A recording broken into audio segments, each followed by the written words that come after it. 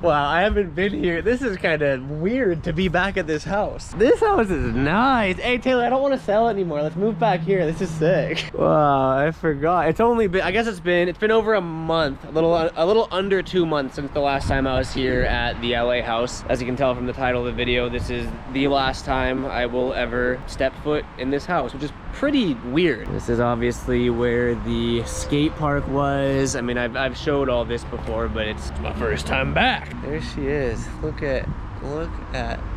What a yard. I'm gonna miss this house. My landscaping held up pretty good though. I'm not even gonna lie. This was where the mini ramp was, and people were talking shit about my little gravel pit I did. Oh, no one's gonna like the gravel pit. Guess what? A very nice couple loved the gravel pit, and they loved the gravel pit so much they bought the house. Maybe it wasn't just the gravel pit, but the house. I really would hate to jinx this. We are knocking on wood. Escrow is not closed. Escrow is scheduled to close on July 5th. All contingencies are removed. 99.9% sure the sale is going through, which is why I'm talking about it now. That's why we're here. We are taking everything, all of our belongings, the canopy, gazebo, whatever you want to call it, outdoor furniture, umbrella, this stuff. And then I wanted to film this because this is actually going to be my first time seeing the house since it got staged. Actually, hold on. I don't want to do the reveal yet. I want to do a quick backstory. I'm selling my house. I'm selling the LA house. That's been talked about already. I think most of you know that based on the new house content. Taylor, my girlfriend, is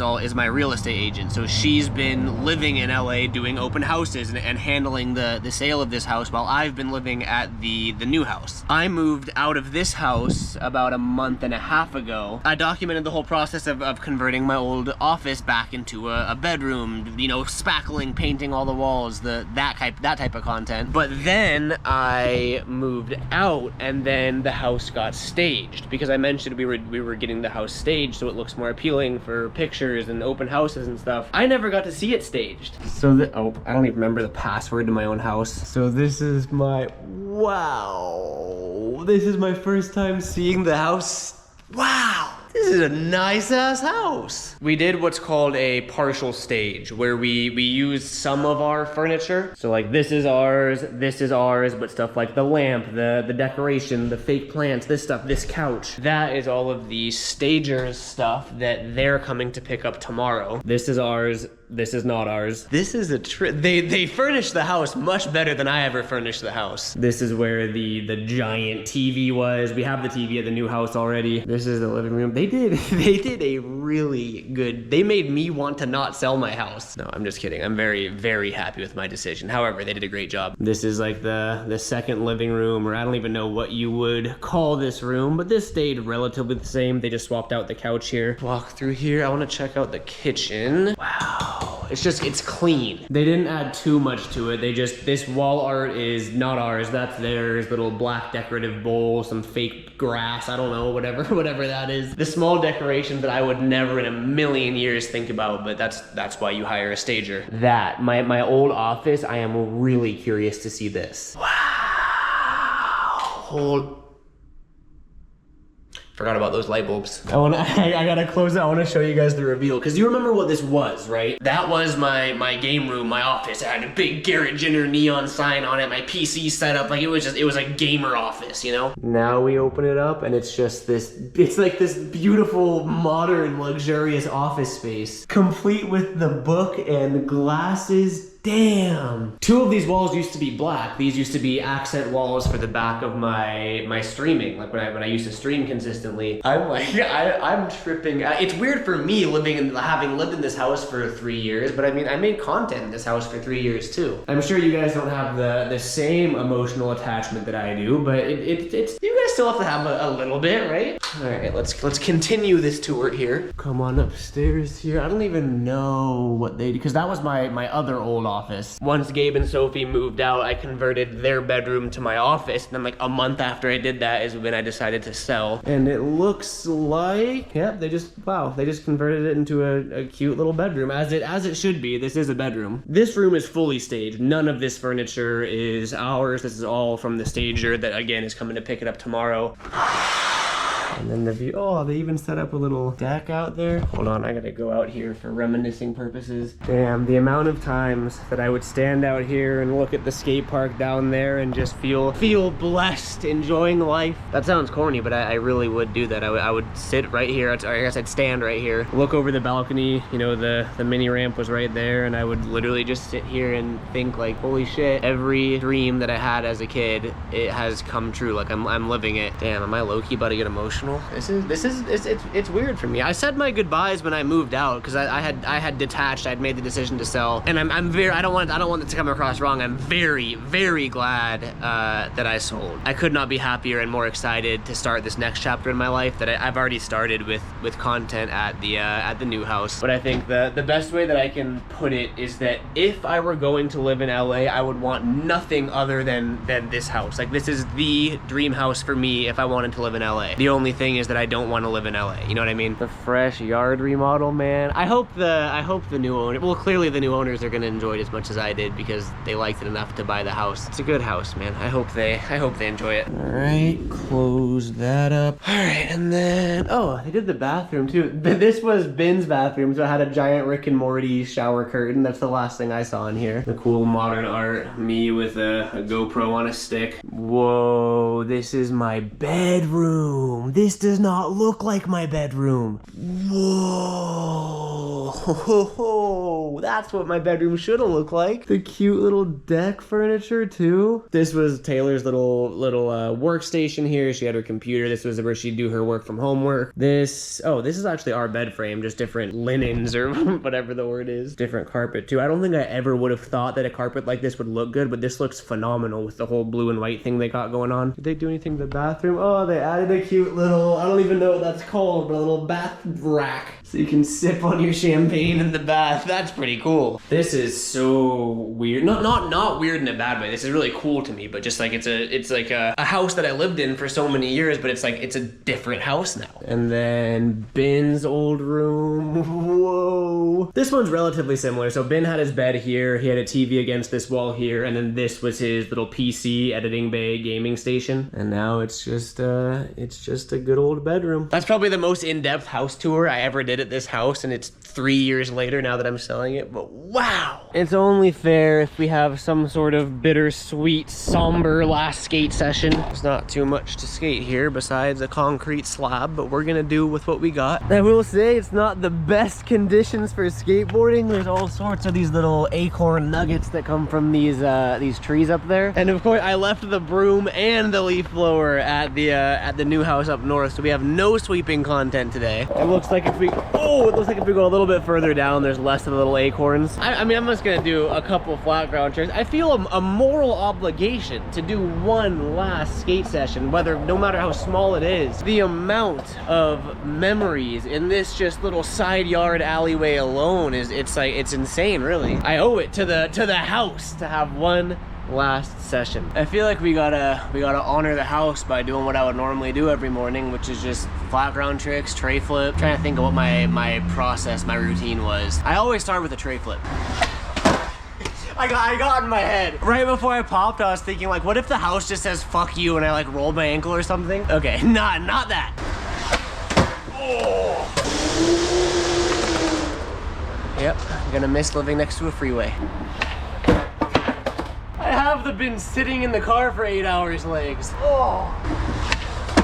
There we go. What else? I remember, I think I only stuck with it for a week. I needed to do a straight 8 before I started a skate session, which is a kick flip in every stance and a heel flip in every stance. It didn't have to be like in a row consistently. I just needed to do every trick before moving on. And it got me really consistent for a second, but then I stopped. So this is probably gonna be rough.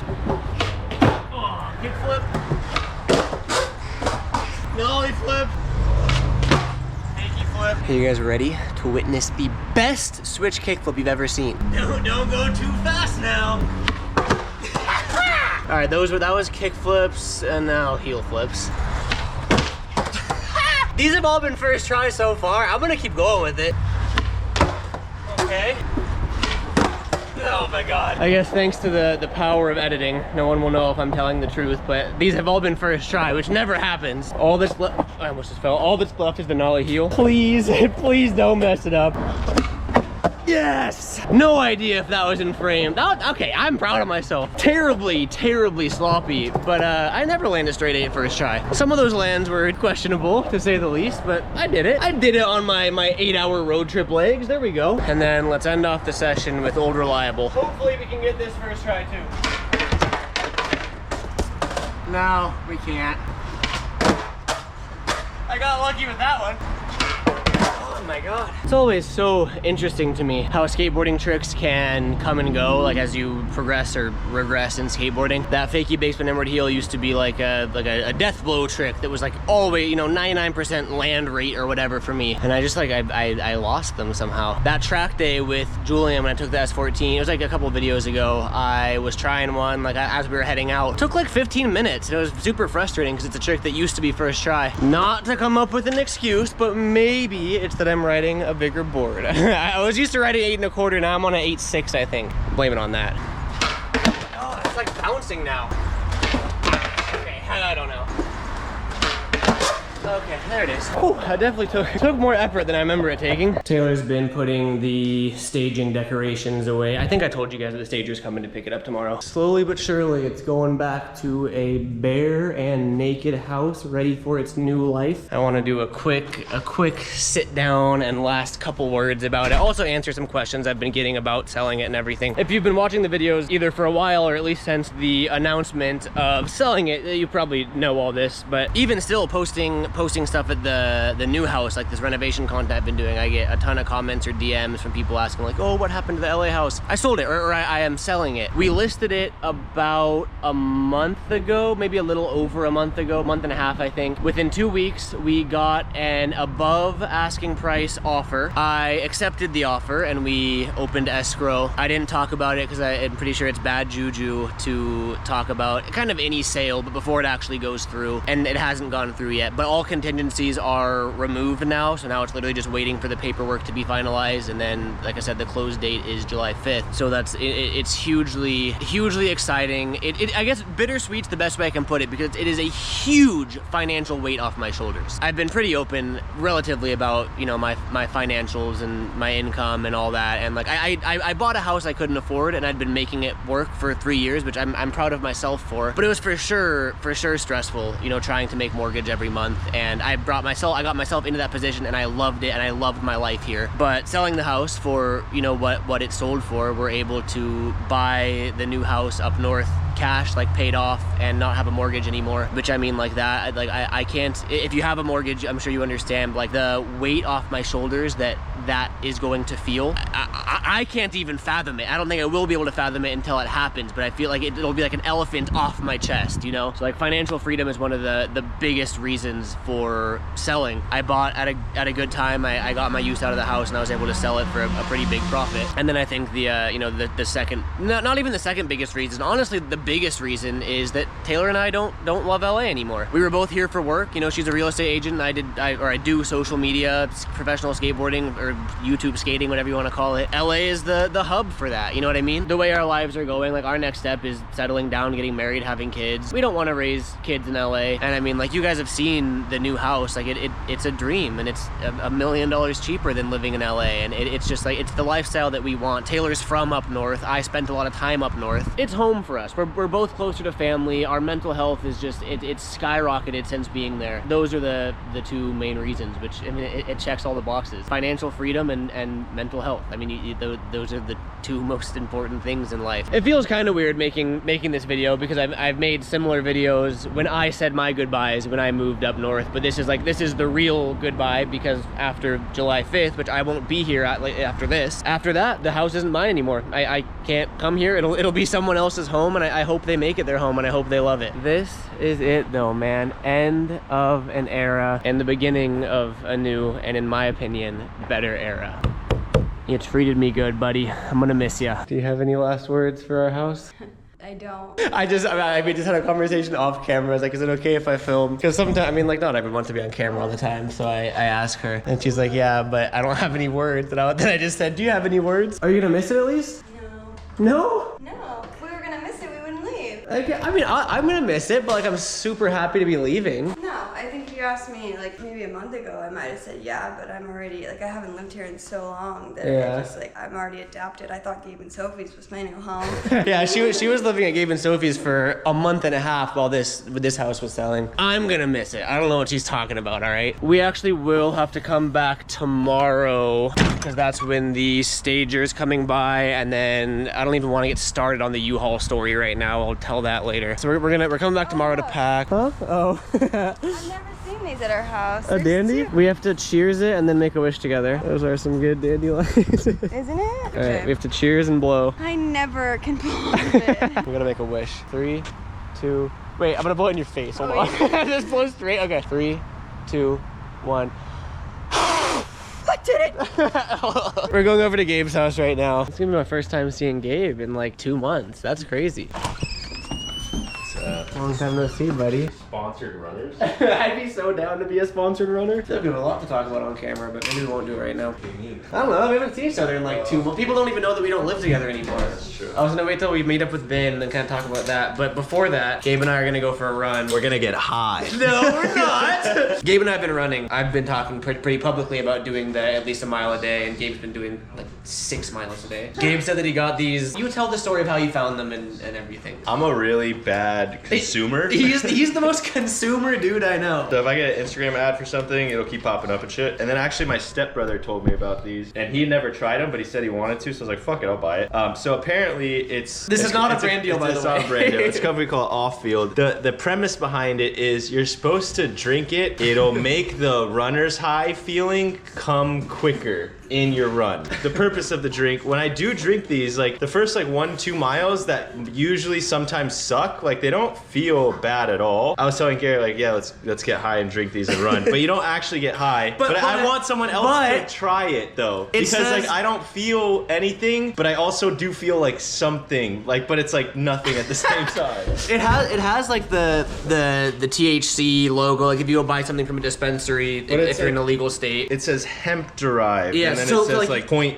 THC by weight. So I think that's why they can like sell it. Any actual THC product you have to buy from like a dispensary. You have to get carded, ID'd if you're in a legal state. There's what's it called? Same way like kombucha has alcohol in it, but you don't need to be 21 to buy it. If it has under 0.3% THC, you don't need to go through a dispensary. But then I get confused because it says it has 5 milligrams of THC, but then it says Delta 9 THC, which is like the one that gets you high. So am I gonna get high or no? No, but you won't feel like you didn't drink one of these. You don't feel high, but you feel like something. But it's not like when you think of like getting high off weed. Yeah, I mean, I'll try one. Cheers. Cheers.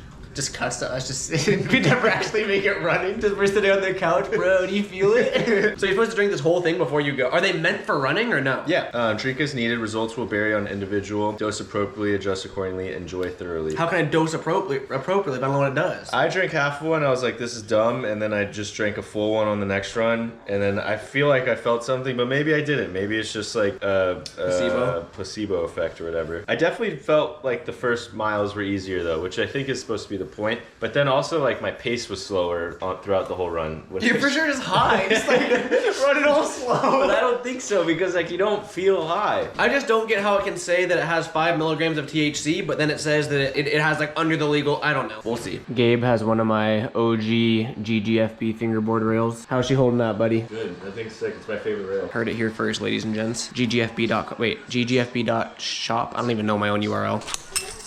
50/50. Switch front board, overcrook, switch 50. You got something? Taylor's gonna show you all up. Oh, okay. What was that trick called? I don't know. I don't remember. Flip slide. Do you remember what a 50/50 is? Oh, okay. I was gonna film, but I got so stoned that I forgot. No, I'm just kidding. I have one of Gabe's AirPods in because he has like what is it, like the Nike Run Club coach or something? Yeah, marathon training program. Oh, because you signed up for the marathon, huh? Yeah. I told Gabe that I'd pay for his entry fee if he would do the Long Beach Marathon with me, and then I pussied out, and then he bought his own, and I haven't booked mine yet. Oh, when is it? October. You didn't pussy out though. I thought you wanted to run one with your mom. I do. Well, that's the other thing is I really want to run the Lake Tahoe Marathon with my mom. But that's like way too heavy. Like the elevation's gnarly because my mom's run 20 something marathons, I think. Like she's getting older and doesn't want to like end her running career with like an overexertion injury. So she had retired from marathons, but she said she'd do one more if I wanted to do my first one, but she only wants to do the Lake Tahoe marathon. Which is crazy.